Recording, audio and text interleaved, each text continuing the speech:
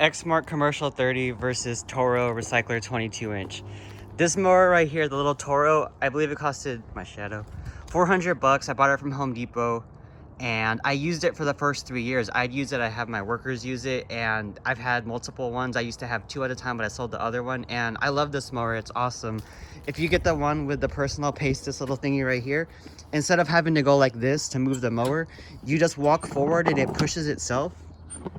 And it's so ergonomical, and it folds flat. I can't do it with my hands, but it will fold completely flat, so you can put it in the back seat of a car if you only have a car, and you could discharge with it.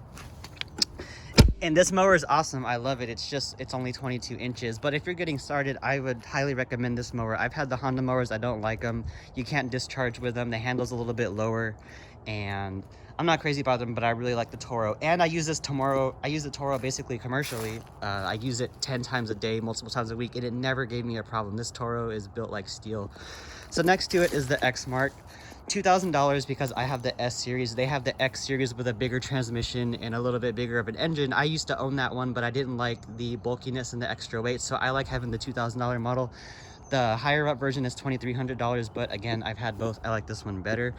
And this mower is awesome. Everybody says it's kind of awkward and bulky to use, but of course, whenever you've been using a mower like this, whenever you start seeing this, it's gonna feel heavier and stuff. But trust me, I only weigh 140 pounds and I can move this thing like butter. You just have to learn how to maneuver with it.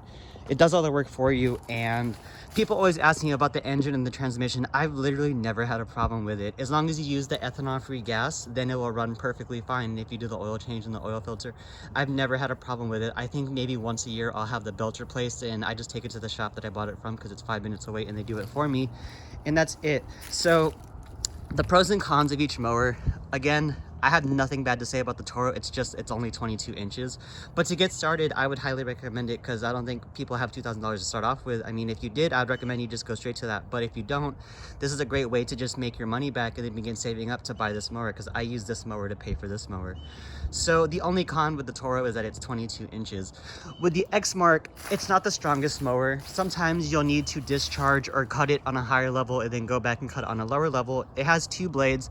It's not the strongest mower, but for when you know how to use it, if you're just doing regular weekly, bi-weekly yards, you can do a monthly. You just have to discharge it. But other than that, I really like the Exmark. It's not the perfect mower. There is no perfect mower. Trust me, I've tried to find them. But for me and my operation for little residential homes such as these, the Exmark is my favorite. So what else can I say about these mowers? I don't know. They're both red, obviously. So yeah, the Exmark $2,000, the Toro $400. They're both awesome. I used this one in the beginning to buy this one, so this little baby paid for that baby, and this baby paid for my car that I just paid off, and everything else that I have in my life, so that's cool. And my work truck over there, that mower paid for that right there. And yeah, so that's pretty much my mower talk. I've had the Exmark for about 2 years. I think when they first came out, the first year, I don't know what it was, but they were having problems and kinks. But every single one that I've owned, it's ran perfectly, and I've been buying them since 2018. And the Toro is sentimental to me because it got me to where I'm at, and Make Money Mowing wouldn't be here if I didn't have this little Toro mower. So yeah, the Exmark, not the perfect mower, not the strongest, but for the size, the width, and if you're just doing residential homes like these, I think it's the perfect mower.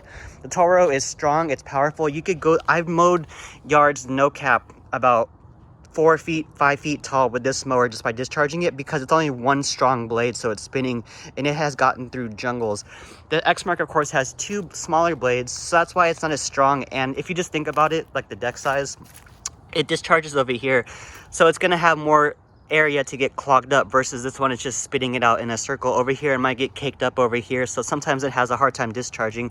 And if it's wet outside, the Exmark, you're gonna have to discharge it and be kind of just cautious with the way you're mowing. Just don't take off too much off the top.